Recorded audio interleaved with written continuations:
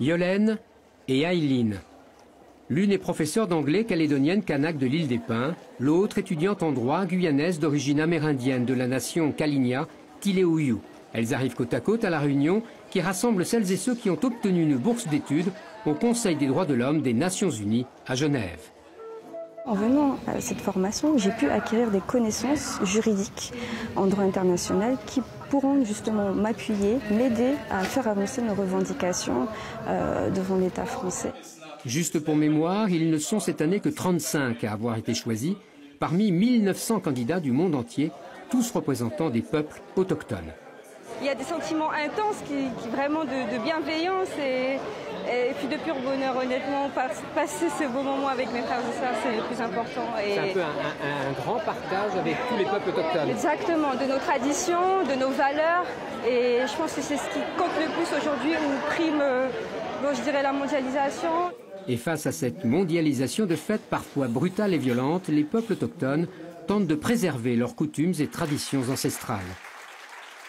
Ici, nous avons le kalawashi, donc l'instrument typiquement féminin, chez la femme Kalinia. Ici, nous avons une miniature du sampula qui est le tambour pour nos fêtes traditionnelles. J'ai une petite, un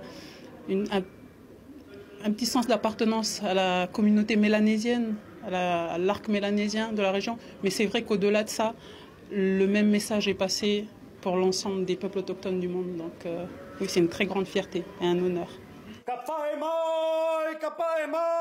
Des mots, des gestes, une prière pour ne pas oublier les droits des peuples autochtones, à l'image de ce Chilien de l'île de Pâques représentant la population Rapa Nui.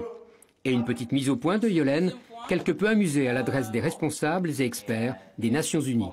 Un tout petit bémol, en termes de représentativité des boursiers de la région Pacifique, nous n'y sommes pas encore, chers amis.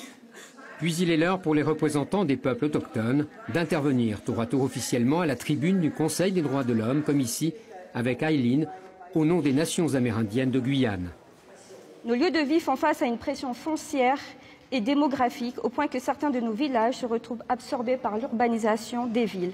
C'est le cas notamment du village Paddock à Saint-Laurent-du-Maroni, où les projets de ports industriels ou encore de dépôts d'hydrocarbures menacent nos habitations à moins d'1 kilomètre sur des terres pourtant attribuées par l'État français depuis 1992.